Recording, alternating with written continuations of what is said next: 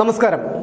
എപ്പോഴും കമ്മ്യൂണിസ്റ്റുകാരുടെ കാര്യം മാത്രം പറയുന്നത് എന്തിനാണ്, അല്ലെങ്കിൽ അവരെ മാത്രം വിമർശിക്കുന്നത് എന്തിനാണ് എന്നുള്ളൊരു ചോദ്യം ന്യായമായും ഇത് കേൾക്കുന്നവർക്ക് തോന്നാം. പക്ഷേ ഭരിക്കുന്നത് കമ്മ്യൂണിസ്റ്റുകാരാണ്. അവർ ചെയ്യുന്ന കൊള്ളരുതായ്മകളും അഴിമതികളുമാണ് പറയുന്നത്. അത് പറയേണ്ടത് ഒരു പൗരനെ സംബന്ധിച്ചിടത്തോളം അവൻ്റെ സ്വാതന്ത്ര്യമാണ്, അവകാശമാണ്, കടമയാണ്. അതുകൊണ്ട് തന്നെയാണ് പറയുന്നത്. ഒരുപക്ഷെ അടുത്ത UDF ആണ് അധികാരത്തിൽ വരുന്നതെങ്കിൽ അവരും ഇത്തരത്തിലുള്ള അഴിമതികൾ കാണിക്കുകയാണെങ്കിൽ അത് തുറന്നു കാട്ടുക തന്നെ ചെയ്യും. ഇപ്പോൾ പറയാൻ ഉദ്ദേശിച്ച കാര്യം PK ശശിയെക്കുറിച്ചാണ്. PK ശശി ആരായിരുന്നു? ഷൊർണൂരിലെ അനിഷേധ്യ നേതാവായിരുന്നു. CPMകാരുടെ അനിഷേധ്യ നേതാവായിരുന്നു PK ശശി. PK ശശി നടത്തിയ പീഡനത്തെക്കുറിച്ച് നമുക്കറിയാമല്ലോ. ലോകത്താദ്യമായി പ്രപഞ്ചം ഉണ്ടായതിനു ശേഷം തീവ്രതയില്ലാത്ത ഒരു പീഡനം നടത്തിയ വ്യക്തിയാണ്. ആ തീവ്രതയില്ലാത്ത പീഡനം കണ്ടുപിടിച്ച രണ്ട് വ്യക്തികളാണ് ഈ പാർട്ടിയിലുള്ളത്. തീവ്രതയില്ലാത്ത പീഡനം നടത്തിയത് PK ശശി. അങ്ങനെ ഒരു തീവ്രതയില്ലാത്ത പീഡനമാണ് ശശി നടത്തിയത് എന്ന് കണ്ടുപിടിച്ചത് ഇതേ പാർട്ടിക്കാരായ AK ബാലനും PK ശ്രീമതിയും. ഒന്ന് ഓർത്ത് നോക്കൂ, എത്ര വിഡ്ഢിത്തം നിറഞ്ഞ ഒരു കണ്ടുപിടുത്തമാണതെന്ന്. ഒരു പൊതുപ്രവർത്തകൻ ഇത്തരത്തിലൊരു ആരോപണത്തിൽപ്പെട്ടാൽ അല്ലെങ്കിൽ അയാൾക്കെതിരെ ഒരു പരാതി ഉയർന്നാൽ അയാളെ തള്ളിപ്പറയുകയാണ്, അല്ലെങ്കിൽ പാർട്ടിയിൽ നിന്ന് പുറത്താക്കുകയായിരുന്നു ചെയ്യേണ്ടത്, അത് ഏതൊരു പാർട്ടിയിലായിരുന്നാലും. പക്ഷേ അതിനു പകരം ശശിയെ സംരക്ഷിക്കുന്ന ഒരു നിലപാടാണ് CPMും സർക്കാരും എപ്പോഴും സ്വീകരിച്ചത്. അതിൽ അത്ഭുതപ്പെടേണ്ട കാര്യമൊന്നുമില്ല. കാരണം എല്ലാ വൃത്തികേടുകളുടെയും എല്ലാ അഴിമതികളുടെയും എല്ലാ കുറ്റകൃത്യങ്ങളുടെയും ഒരു കൂട്ടമാണ് CPMുകാർ. അതുകൊണ്ട് തന്നെ നമ്മൾ അതിൽ അത്ഭുതപ്പെടേണ്ട യാതൊരു കാര്യവുമില്ല. ഇപ്പോഴത്തെ ശശിക്ക് പോലും അസഹനീയമായിരിക്കുന്നു ഈ പാർട്ടിയിലെ പ്രവർത്തനങ്ങൾ. അതുകൊണ്ടാണ് അദ്ദേഹം പാർട്ടി വിട്ടത്. KTDC ചെയർമാനായിരുന്നു ശശി. ആ ശശി ഇപ്പോൾ ഈ പാർട്ടിയിൽ നിന്ന് പുറത്തു പോയി പരസ്യമായ ഒരു പൊതുവേദിയിൽ പാർട്ടിയെ തള്ളിപ്പറയണമെങ്കിൽ എത്രമാത്രം ശശിയെപ്പോലെ മാനസികാവസ്ഥയുള്ള പീഡന കേസിൽ ആരോപണ വിധേയനായ ഒരാൾ, അയാൾക്ക് പോലും ഈ പാർട്ടിയിൽ നിൽക്കാൻ കഴിയുന്നില്ല എന്ന് വരുമ്പോൾ ഈ പാർട്ടിയുടെ അവസ്ഥ എന്താണ്? അതാണ് നമ്മൾ ചിന്തിക്കേണ്ടത്. അതുപോലെ തന്നെയാണ് ഐഷ പോറ്റി വളരെ യാതൊരു അഴിമതിയുടെ കറയും പുരളാത്ത വളരെ നല്ലൊരു നേതാവായിരുന്നു ഐഷ പോറ്റി. അവരും പാർട്ടി വിട്ടു കോൺഗ്രസിലേക്ക് പോയി. രാജേന്ദ്രൻ, ഇടുക്കിയിലെ CPMന്റെ അനിഷേധ്യ നേതാവായിരുന്നു രാജേന്ദ്രനും പാർട്ടി വിട്ട് BJPയിലേക്ക് പോയി. പിന്നെ പാർട്ടി വക്താക്കളായിരുന്ന അഡ്വക്കേറ്റ് BN ഭാസ്കറും റെജി ലൂക്കോസും അവരും പാർട്ടി വിട്ടുപോയി. അങ്ങനെ ഇന്ന് തന്നെ ഏകദേശം പ്രാദേശിക നേതാക്കളായ 2-3 പേർ പാർട്ടി വിട്ടതായി വിതുര പഞ്ചായത്ത് പ്രസിഡന്റായിരുന്ന ഒരു അഡ്വക്കേറ്റ് ബാബുരാജൊക്കെ പാർട്ടി വിട്ടു എന്നുള്ള വാർത്തകളൊക്കെ ഇന്ന് മലയാള മനോരമ പത്രത്തിലുണ്ട്.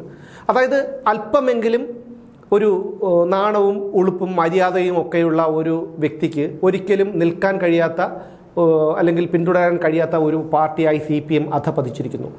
ഇന്നലെ ശശി നടത്തിയ ഒരു യോഗത്തിൽ, വിമതരുടെ യോഗത്തിൽ നല്ല ജനപങ്കാളിത്തമുണ്ടായിരുന്നു. ശശിയുടെ പ്രസംഗം നമുക്കറിയാം, വളരെ തീപ്പൊരി പ്രസംഗമാണ്, ആൾക്കാരെ പിടിച്ചിരുത്തുന്ന ഒരു പ്രസംഗമാണ്. ശശി തുറന്നു പറഞ്ഞ കാര്യങ്ങൾ എന്താണ്? പാർട്ടിയുടെ ജില്ലാ സെക്രട്ടറിക്ക് സ്പിരിറ്റ് ബന്ധമുണ്ട്, സ്പിരിറ്റ് കടത്തുകാരനാണ്.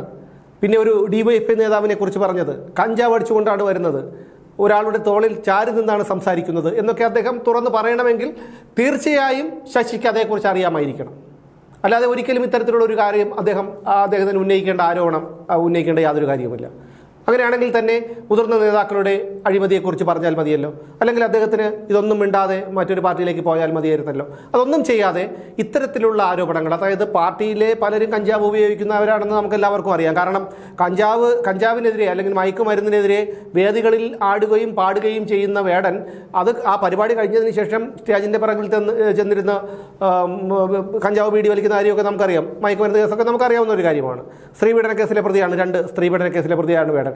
അതേപോലെയുള്ള വേടനെ പോലെയുള്ളവരെ ചേർത്ത് പിടിക്കുന്ന ഒരു പാർട്ടിയിൽ എങ്ങനെയാണ് ഒരു സാധാരണക്കാരനെ, ഒരു അല്പമെങ്കിലും മാന്യതയുള്ള ഒരു വ്യക്തിക്ക് പിടിച്ചു നിൽക്കാൻ കഴിയുന്നത്?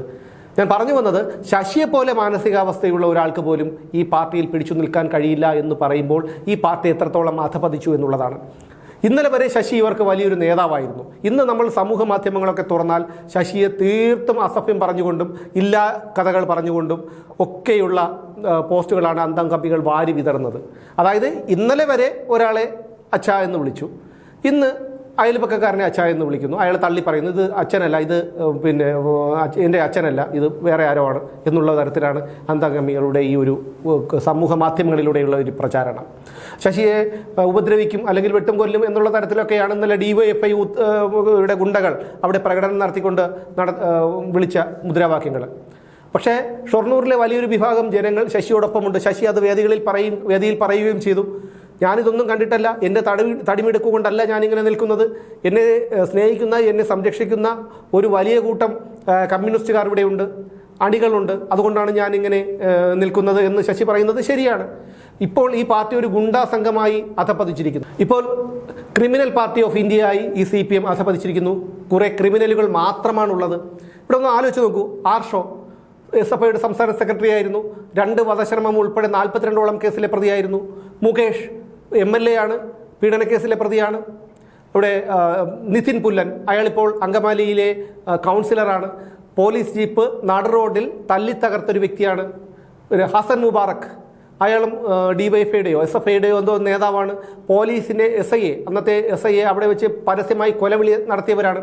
ഇപ്പോൾ നഗരൂർ SHOയുടെ വാഹനം ആക്രമിച്ചവർ DYFIയുടെ നേതാക്കളാണ്. സിദ്ധാർത്ഥനെ റാഗ് ചെയ്ത് കൊലപ്പെടുത്തിയവർ അവർ SFIക്കാരാണ്. അങ്ങനെ ഒരു ക്രിമിനലുകളുടെ ഒരു കൂട്ടം ആയി ഈ ഒരു പാർട്ടി അധപ്പതിച്ചിരിക്കുന്നു. അങ്ങനെ ക്രിമിനലുകളുടെ മാത്രം പാർട്ടിയായി ഈ CPM അധപ്പതിച്ചിരിക്കുന്നു. അപ്പോൾ ഇനി ഈ പാർട്ടിയിൽ കൊഴിഞ്ഞുപോക്ക് ഇനിയും വന്നുകൊണ്ടേയിരിക്കും.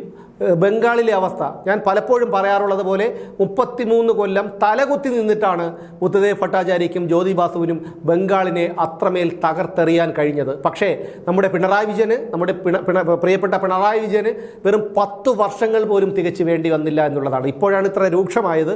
പിണറായി വിജയൻ അധികാരത്തിൽ കയറി 1-2 വർഷങ്ങൾക്കുള്ളിൽ തന്നെ ജനങ്ങൾക്ക് കാര്യങ്ങളെല്ലാം മനസ്സിലായി. പക്ഷേ ഇപ്പോൾ 10 വർഷമായപ്പോഴേക്കും 33 കൊല്ലം കൊണ്ട് ബുദ്ധദേവ് ഭട്ടാചാര്യയും ജ്യോതി ബാസുവും ബംഗാളിൽ ചെയ്യാൻ പിണറായി വിജയന് ഒറ്റയ്ക്കൂടെ കഴിഞ്ഞിരിക്കുന്നു എന്നുള്ളതാണ് അദ്ദേഹത്തിൻ്റെ സാമർഥ്യം. അതാണ് ഈ പാർട്ടി കേരളത്തിൽ നശിച്ചു എന്നതിൻ്റെ ഉദാഹരണം.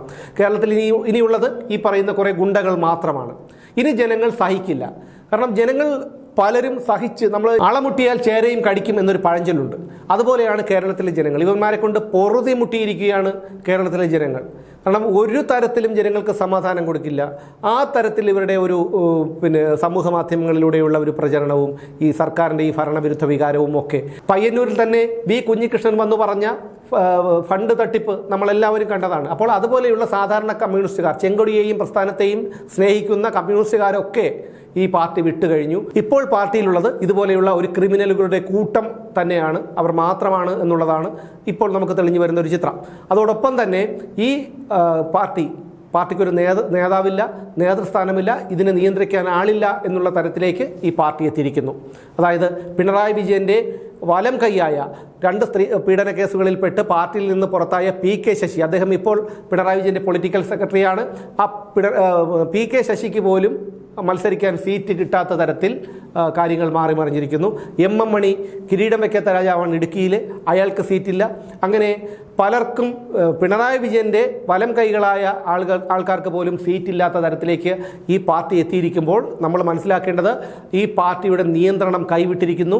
ഇത് ചില രാജ്യങ്ങളിലൊക്കെ ഒരു അരാജകത്വം വരുമല്ലോ.